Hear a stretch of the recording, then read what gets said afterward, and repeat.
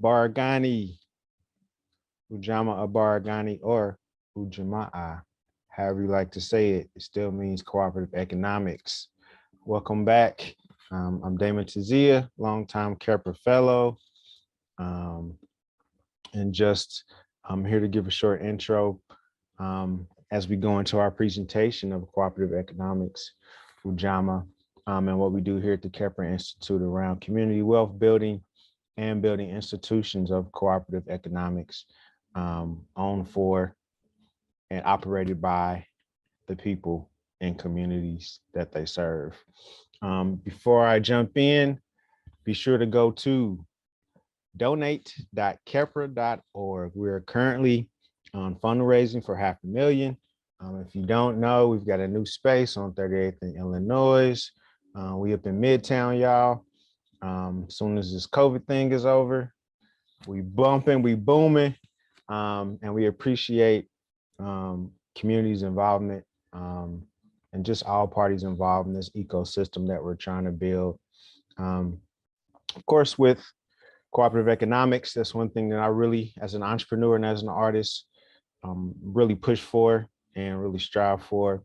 And our alchemy programs, our KIF programs, hell, since we started Kheprw, it's always been about social enterprises, cooperative ownership, cooperative decision-making, and cooperative sharing. And what you're going to hear from this presentation is just some of our entrepreneurs in the space, some quotables, just some of the lessons that we learned in the program. Also hear from some of our entrepreneurs, a couple musical selections, and we'll wrap it up so you can get back to celebrating the family, cooperative economics, and Kwanzaa. Again, don't forget to go to donate.kheprw.org. It is not too late. We're running this thing from November to January. And so just so much support from the community, even during the pandemic. And we just appreciate that love and want to keep it going. So donate.kheprw.org. Ujamaa,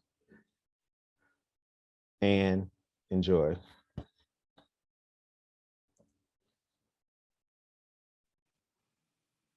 Hi, my name is Raven Carter, and I am the founder of Baggish LLC. Baggish is a mobile retail consignment boutique offering various retail solutions to micro products-based minority-owned businesses here in the Indianapolis area. When I first came to Alchemy, I had this business already formed, but really had no idea how to operationalize it in a way where I wasn't profiting off of the backs of the businesses that I was trying to help. And so when I came to Alchemy, hearing and understanding what community wealth building is, because in the beginning I had no idea, it kind of helped me flush out what the business will look like. Before, it was just solely me working with other businesses to sell their products, but now I'm developing something where it's completely collaborative. The businesses can work amongst each other, share resources, share services, they can work the boutique. But not only that, I'm also looking at implementing a profit sharing model for some of the businesses. I am where I am now because I was part of a cooperative space, and I would like to give that back to the businesses that helped me get there. And so I'm kind of restructuring how the business will work so that they too can reap the reward. I mean, because the whole purpose of Baggish is when you succeed, we succeed.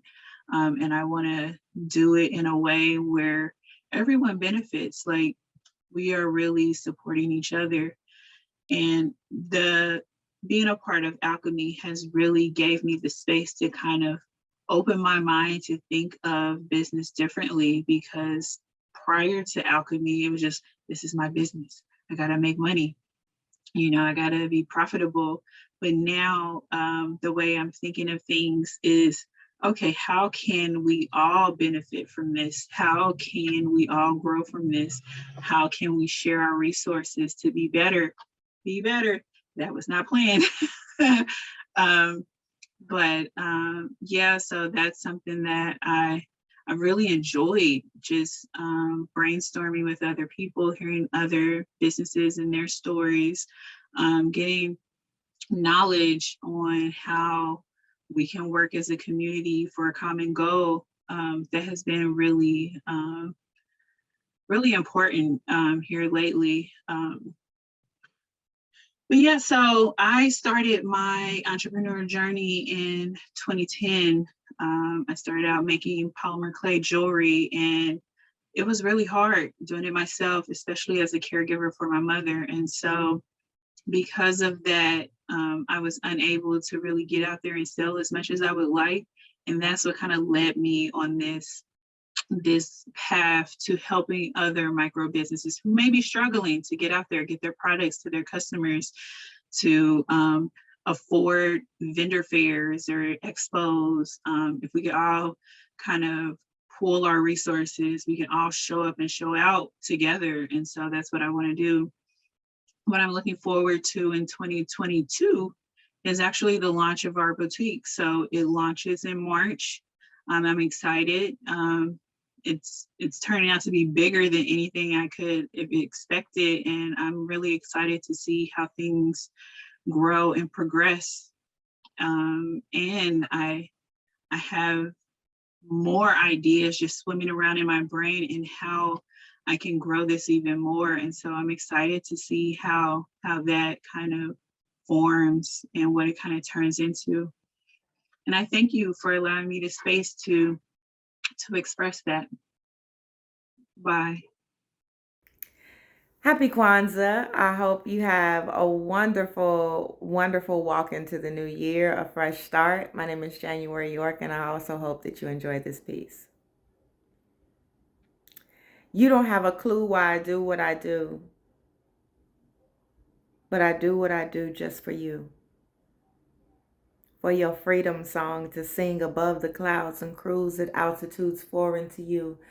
I want to wipe the dust off your shoulders. I want to move the debris out of your pathway.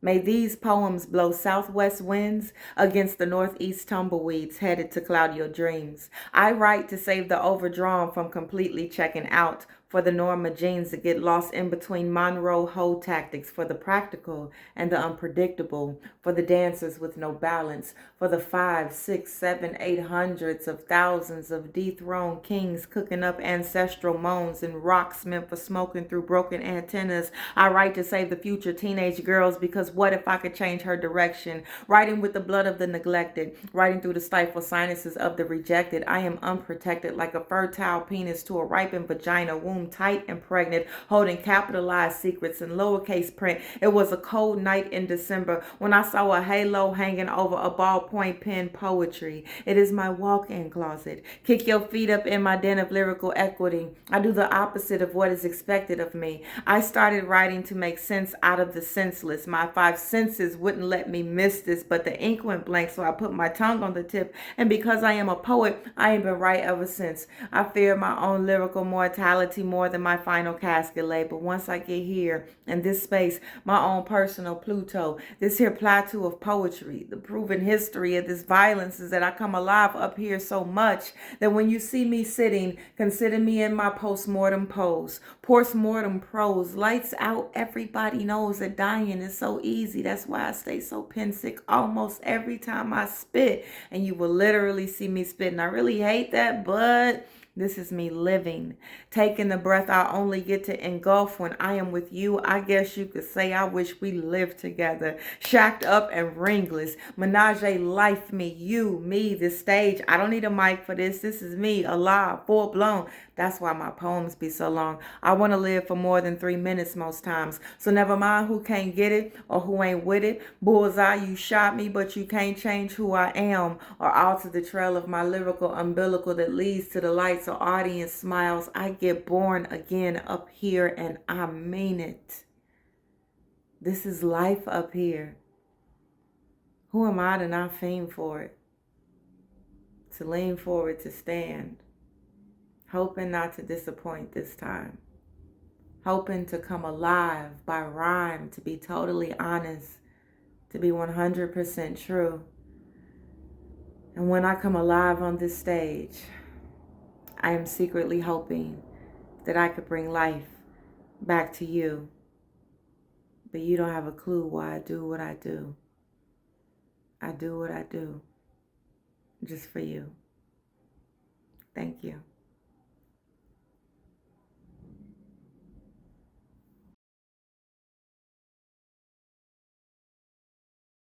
There he Good is. morning, good sir. How's it going? All right, do I look professional enough for you? I know I don't look professional at all. Yeah. Let me ask you a different You opinion. Am I dressed appropriately enough for you? Should Oh I be yeah, changing? yeah. Hey, this is all good. This is all good. Okay. So yeah, I'm just gonna run through a couple of questions, although I know that recording you already did is probably outstanding. No, Did I you actually, delete man, it? yeah. I was telling my wife, looking at myself, record myself, like number one, I can't recall a time I've ever done it. Number two, I'm sure I was in my head. Yeah, But talking to myself, I felt like I was just going on and on. And I'm a conversationalist, need some feedback. Like I can read cues when I need to shut the hell up kind of thing. You know what I mean? for So just sure. speaking into a vacuum was kind of very unsettling. And then just looking, I ain't shaved and that, you know what I mean? I was just like, I don't It's all like this. good. It's all So I was good. hoping you do like an audio when I read about the audio thing again. I was like, yeah, that sounds pretty good. So Cool. Well, hell, man, just to get it jumping. How was your Kheprw alchemy experience? wonderful, enlightening. And So I pause. don't like say it again. So pause. And this is just for the editor. When I ask a question, repeat the question back in your answer. Okay. Yep. You get media training real quick. What else is behind you? I see that pumpkin behind you. I'm in my garage, man. Yeah. I'm trying to avoid my baby interrupting us. So Oh yeah, the GMC truck. That's perfect. That's perfect. Would it be better if my truck's in the background? Maybe a little bit more to your right. That's still there. You go. Boom. Okay. That's perfect. And then if you could anchor the screen down a little bit, there you go. So yeah, so got less space above your head. Perfect. Great framing. So yeah, I'm just gonna ask the questions and then we'll repeat them. Are you on your phone? Yes. Would Are my you able to computer be better? turn it? Are you able to turn it horizontal? Perfect. Now we get more, so it's less editing per se. Good. That's a good shot.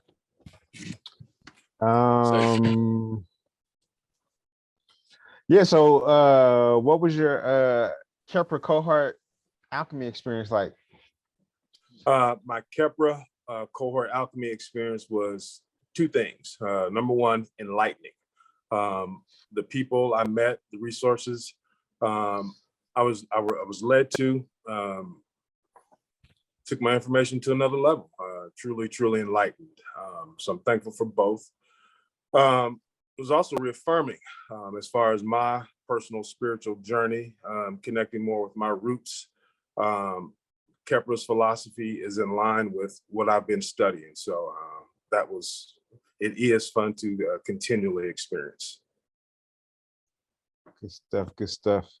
As we talk about Ujamaa on Kwanzaa, which means cooperative economics, we also talk about community wealth building. How are those two things similar? What does community wealth building mean to you? Community wealth building, as I understand it, involves, well, wealth is a term that is generic. Wealth is a term synonymous with abundant. So any community that is able to have an abundance, the resources, the supplies it needs to be whatever they want to be. Self-actualization is big in my experience, and that's on an individual level, any human being fulfilling their spiritual destiny. And communities are nothing but groups of individuals. So a community able to determine its own destiny and fulfill its own destiny satisfying its own needs. That's community wealth to me. As far as community, Yeah, that's good. cooperative economics. Yeah, we'll stop there. And okay. you're doing good, you're killing it. As an entrepreneur and how you work and operate your business, how you develop people, how you make certain business decisions. With the entrepreneurial lens, what does cooperative economics mean to you? Cooperative economics, to me, through an entrepreneurial lens, means for me as an entrepreneur to create a service and a product that is, number one, highly needed and highly desired. And the cooperative comes in as I partner with other entities that I'm going to need to help me fulfill my vision, and that they can also benefit from my services, possibly. So it's a give and take, with an understanding that there's more than enough out there. The scratch my back, I scratch your back mentality, so to speak. Again, with an understanding that we both benefit, or all benefits. Good stuff. What does that look like in your business practice? Do you have any examples of cooperative economics, community wealth building? Absolutely. Cooperative economics, as it is evidence in my business model, pertains to my skill set, number one. For example, I'm a trained educator and coach. In my consulting firm, there are many, many wheels, many moving pieces in which I'm not an expert in any of those. So I'm going to seek experts in their specific fields, and I'm looking to compensate them handsomely for an outstanding product. So it's an idea of, well, it's the opposite idea of trying to get over. It's the opposite idea of looking for a hookup. It's the opposite of the idea of trying to get as much for as little. Like, I'm not operating from that. I'm looking to provide an enhancing and exciting, transformative product. And I think people are okay paying for something worth value. I am. If you provide a service that's outstanding, I have no problem compensating you for your outstanding service. Good stuff. Good stuff. So, next question. And when you state this, kind of just state your name and the name of your business and what it does. And what is kind of your personal story to getting to the point where you built Chikandi Enterprises and consulting. Yeah. All right, just a little note. My wife's got to leave in 5 minutes, so me being this one take brother, we got about 5 minutes to get to these two Let's go. Let's go. Let's go. So say it again. The personal story. What's your personal story to get into your social enterprise, Chikandi Enterprises? Of course, start that with your first name, last name, name of your business, and what you do is, as short as possible, and then kind of your personal story to get in there. Demetrius Burton, founder and CEO of Chikandi Consulting, in which we are an educational / athletic-based consulting firm, and we look to provide services to support coaches to better enhance the experience for their student athletes.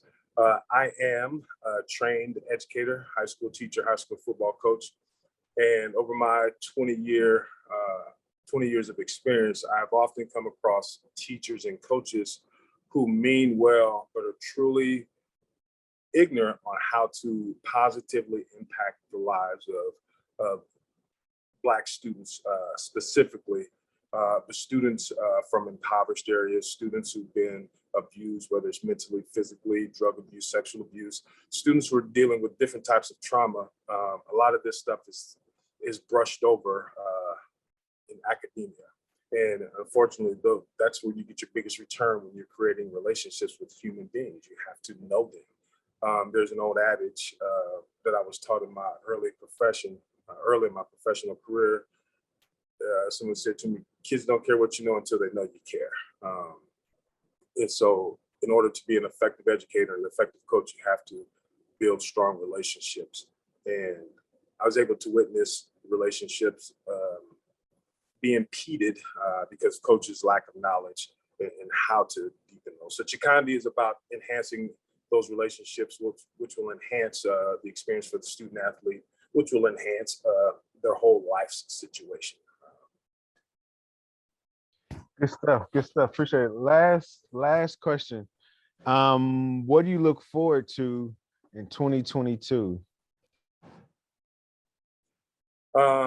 What do I look forward in 2022?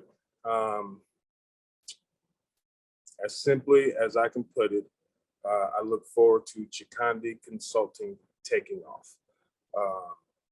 It's been in a little under a 2-year incubation period. The Alchemy Incubator cohort was a huge step. I can actually consider that the launch pad. That was kind of like the final touches. So 2022 is ready for me to take off, and I look forward to being not only successful, I look forward to sharing that success with the Alchemy community. Great, great, great. Anything else you want to add or share? One thing I would like to express again to the whole Kheprw family is my immense gratitude for this opportunity to just be associated with y'all. And I'm looking forward to, as smart human beings deal successfully with the COVID, to making more personal connections with people, being a service to the community in a more impactful way. That's what I'm looking for in 2022. And also just, again, appreciation for the community support up to this point.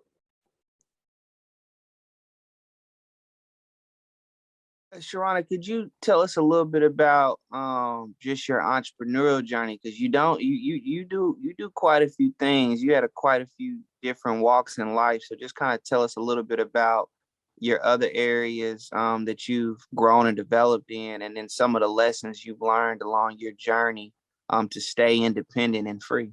Oh, for sure. So my first experience with hustling, or my side hustle, I was a jewelry designer. So handmade jewelry. I started off doing that, which is wearable art. And I would visit barbershops, beauty salons, and I would do vending events and just sell my product that way. And then I became a barber. My last job was for a contractor, a general contractor. And I knew then that I would never return back to the workforce. I talked to my husband, I quit the job, and I walked out to the parking lot and I said, honey, I just quit the job. And he's like, okay, so what are we going to do now? I said, I'm going to barber school. And that just took off. I finished barber school in 10 months and I started working in a shop. I have a barber license. I went back and got a cosmetology license right after. And so I worked in a shop for years. And then eventually I went back and got my educator license so that I could teach in a school. And I just knew, I worked in a barber school as a director for a little while, but it just wasn't enough money compared to the amount of, to money I made in the barbershop. So I've been a serial entrepreneur almost most of my adult life. Even when I had a full-time job, I still had a side thing that I was developing. You muted, Sharon. Oh, yeah, there you go. Even now, I still work at the barbershop as well as run the farm. Outside of those things, and I have another side job, I'm also a local comedian. So those gigs are super important because you can make $7,500 for 10 minutes. Once you go out of the area, it's a little.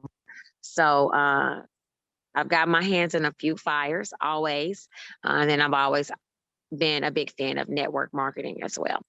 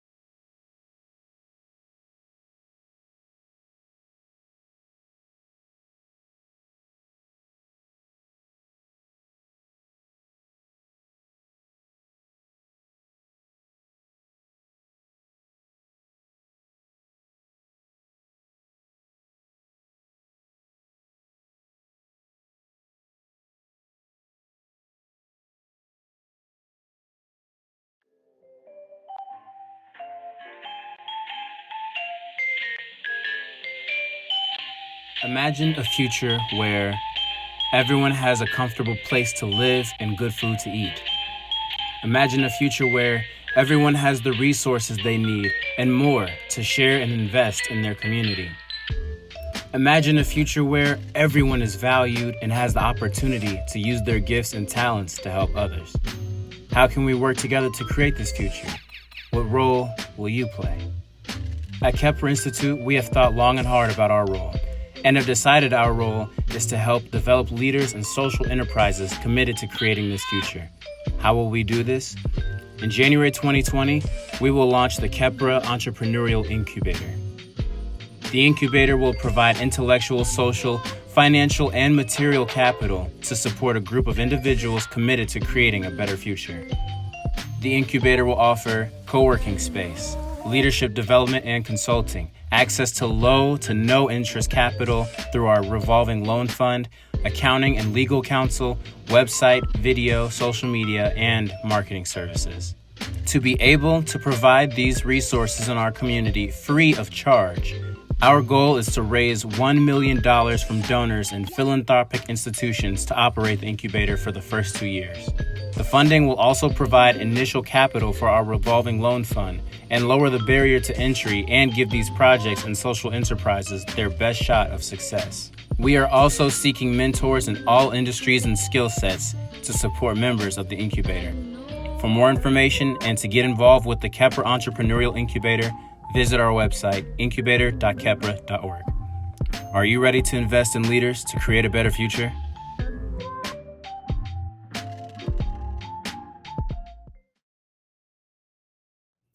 Hi, my name is Corey Ewing. I'm a local poet and the curator of Vocab Indie. I'm also a photographer and just a jack of all trades. I've been in the inaugural class, the Alchemy cohort, and it's been a fantastic experience from start and would say finish, but we're still going. The guidance that we have received from our coaches, Maurice and Anna, has been immensely rewarding. Everything from the legal advice, contractual advice, guiding us through the grant process, as well as just the artists that have come in and kind of shared their experience and their knowledge with us. From week one, it's been really, really great. The resources that we've gained from it as well have been an awesome addition to our operation and definitely helping us move on and progress and continue to work towards that next level of our artistry. And especially as we transition from just a monthly open mic going into more of an artist collective. Wouldn't be able to do it without Alchemy. Cheers. So I'm going to perform one of my poems today. It is called Wakanda. When we say Wakanda, it is pronounced 227. It is pronounced CB4. It is pronounced Zamunda. When we say Wakanda, we remember Storm, Spawn, Static Shock, Blade, Blank Man, Vixen, and Meteor Man. When we say Wakanda, it means forget your dress codes. It means do not tell us to be quiet. It means we know racism as well as the moon knows its first crater, and we do not fear making waves. We are the children of the ones who survived the Middle Passage, and we are stronger swimmers than we let on. When we say Wakanda, we do not spell it after. In Wakanda, Chad knows how to pronounce names that are not of Latin descent, like everyone else. When we say Wakanda, we mean the statues of Michelle, Beyonce, Ava, Roxanne, and Laverne. When we say Wakanda, afros, dreads, and braids are acceptable styles of hair in the workplace, but are still not to be touched. Chad. Wakanda is Serena Williams winning in whatever she wants to win in. When we say Wakanda, it means Bombay, to hold fast. Our entire DNA is written in the language where safe is not an adjective, just an idea. Even still, when we say Wakanda, it is an invitation. You, and all of you who came before are welcome. In Wakanda, our ancestors are more than our tattooed flesh. They are home. their bellies full, their mouths full of tongues, not lashes, their socks pointing every which way on their toes. In Wakanda, when parents kiss their children goodnight, they do not fear it will be the last time. When we say Wakanda, we know it doesn't really exist. But heaven, by any other name. At the end of every year, Kheprw asks for your help to address a problem in Indianapolis communities. That time of year is here. Kheprw's Alchemy Initiative has been dedicated to providing technical support to community entrepreneurs and cultivating their personal and professional development. We want to continue to expand this initiative, which is why this year, Kheprw's annual campaign fund is dedicated to building community wealth and entrepreneurship in underserved and under-resourced communities. Kheprw's goal is to raise $500,000 to cultivate sustainability in communities of color all over Indianapolis. The only way to address the problems afflicting our communities is by making sure that they have the assets necessary to allow community members to take care of themselves and each other. Helping communities grow those assets is the essence of community wealth building. All of this is possible with your donations. Visit donate.kheprw.org to contribute to our community wealth building initiative and to learn more about the annual campaign. Visit alchemyki.org to learn more about the Alchemy Initiative and our Social Enterprise Center.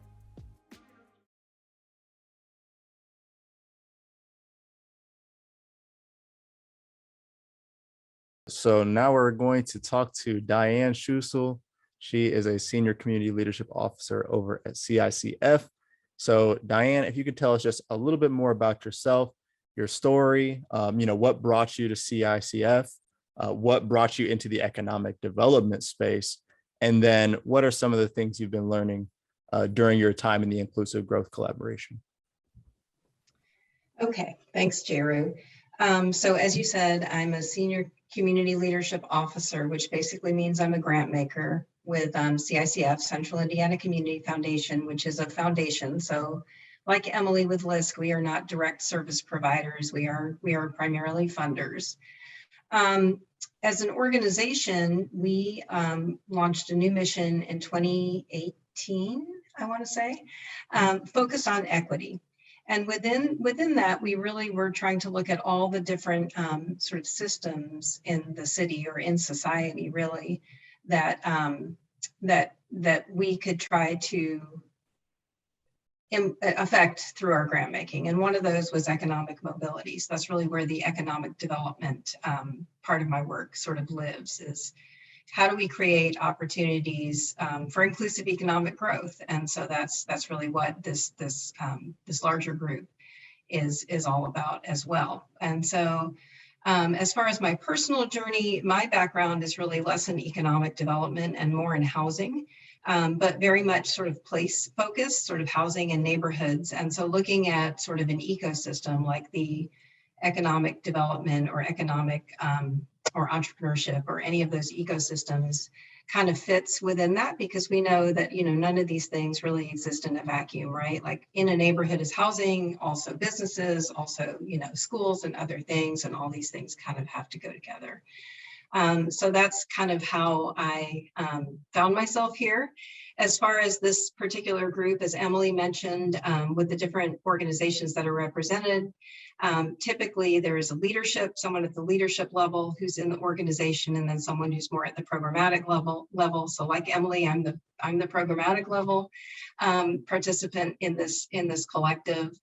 And I guess as far as, what we're doing and how it's going, what I would say is, I think the organizations that are participating all identify as having a mission that aligns with this work, with this inclusive economic growth work. And how do we, as Emily said, create opportunities for everyone in Marion County and Indianapolis. And I think what has been really impactful to me is that we meet on a regular basis and we begin to build relationships with each other. So we get to know what other organizations are working on, what their priorities are, and then how all those might fit together. And so I think that, or I hope that as time goes along and we all get to know each other better, that we will create sort of an organizational infrastructure that at least at that level can affect change in how things happen here in Indianapolis. And then I think you asked Emily about opportunities. And so I think just the fact that we're having these conversations is an opportunity. I think the fact that we've got all of these organizations that really want to come together and roll up their sleeves and try to figure out a solution working together creates opportunity. So I hope at some point we can bring in sort of what I see as sort of the other two. We're sort of in the middle. We're sort of the organizations that are the connectors and the funders, and as Emily said, the policymakers, programmers. But I hope that at some point we can bring in more entrepreneurs and then more business owners to get their perspectives and really fill out the work. And in a Did I similar answer all the questions? Yes, and I was just going to ask in a similar vein to Emily, you know, what are some challenge areas that you've experienced during your time as a grant writer? You know, where do you see problems arising, or, you know, what challenges are you primarily focused on and driven by? So I'm a grant maker, not a grant writer, Maker, but that's my okay. bad. So I will kind of deflect on that question. So one of the groups that a lot of us have participated in was, there was a 2-year pilot where we had 4 cities here in Indianapolis. And of course, you know, your space, 38th in Illinois, has kind of come as a result in some ways of that. So what I would say is that the 3 biggest needs that were identified by the community during that process were the need for access to capital, you know, which Emily already talked about, the need for co-working space that felt culturally competent, welcoming, all of those things, which I think was what, you know, you guys were attempting to provide until the pandemic kind of closed it down. And then the need for dollars for marketing. And I think that really became acute during COVID, because everybody had to shift their business model to online, because none of us were going anywhere.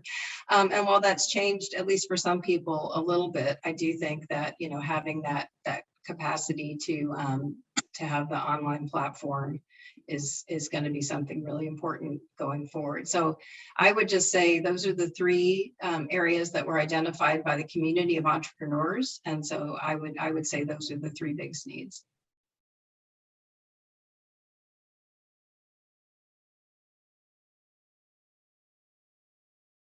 Umoja Barghani, welcome to Kwanzaa 2021 in the home of the More Africas. We want to start this celebration off with the pouring of the libations. Libations are about remembrance. That's a part of the libations, and the Kwanzaa celebration is remembering. So let's start by looking back to how we were brought, our ancestors were brought to this part of the world. Let's pour, let's say libation. Libation. Libations. To those who languished in those cells, and then left those cells and put on a ship or on ships and brought across the Atlantic Ocean to this part of the world. Let us pour and say libation to those, first of all, who didn't survive. And also pour and say libation to those who did survive. Libations. And then remember those who were distributed all throughout South America, North America, Caribbean, Europe. Let us pour and say libations. Libations.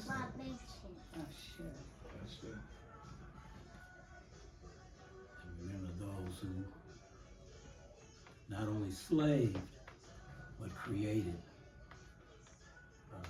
this country, helped to create it, helped to clear the forests, change the course of the rivers, the lakes. Let us pour say libations. Libations. To all the great educators that helped to produce the great-great-grandparents of most of us. Let us pour us the libations. Libations.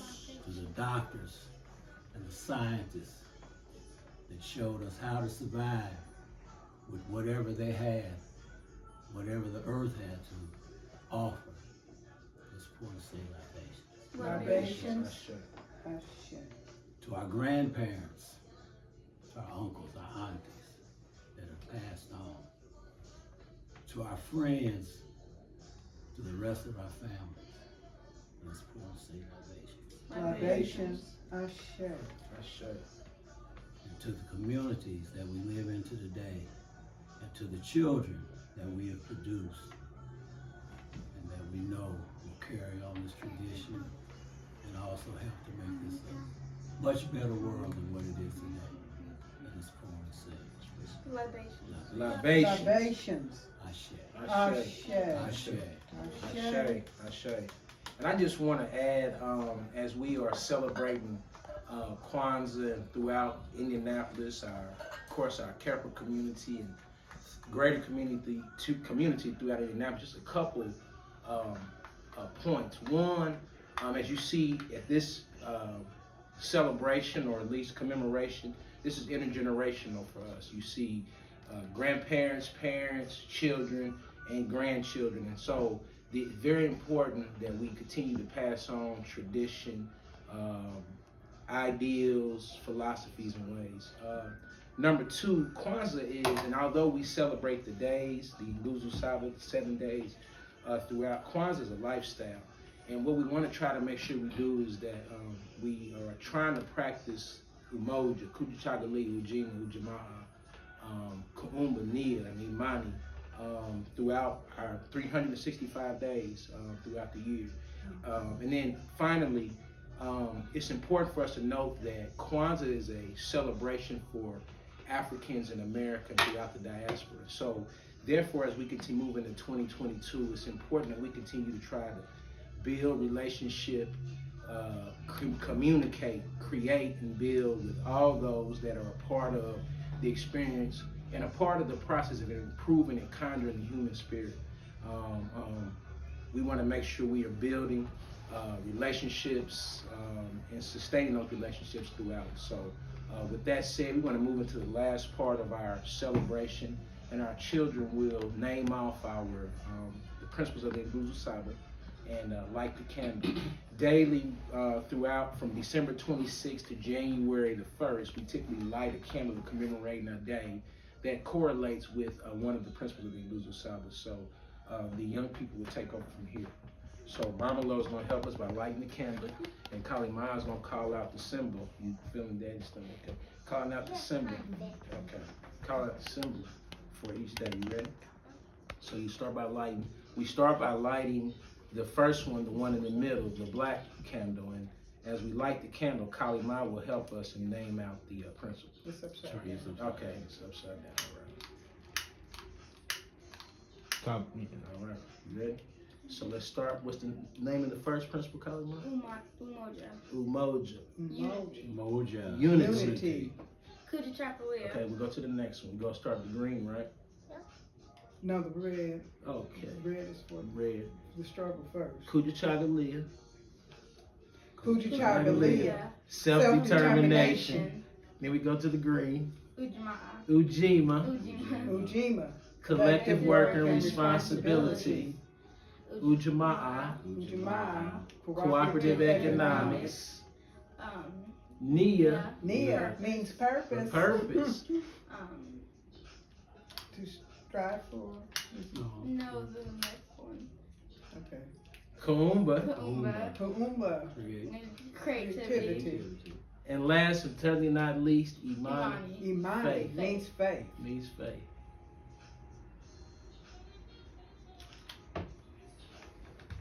And as you see, as we go through our ceremony together as family, the most important part is that we here and that we are commemorating. We try to do this daily throughout the year. Anything else anybody like to share for today?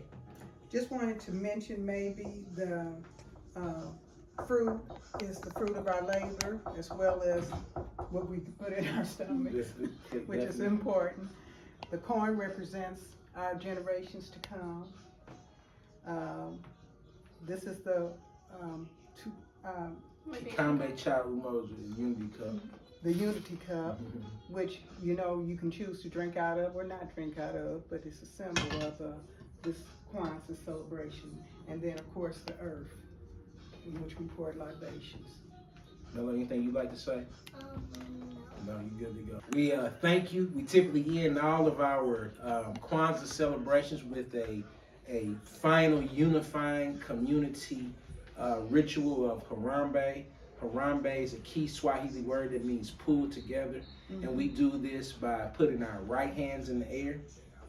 And we come down 7 times saying Harambe 7 times. On the last time, we hold it as long as we can, symbolizing our desire to hold and pull together as long as we can.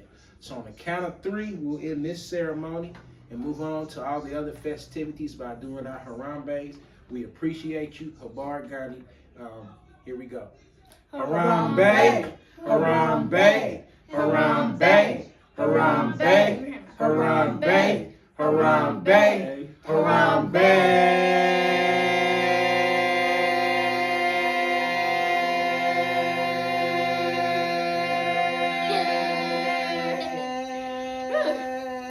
Thank you. Thank you.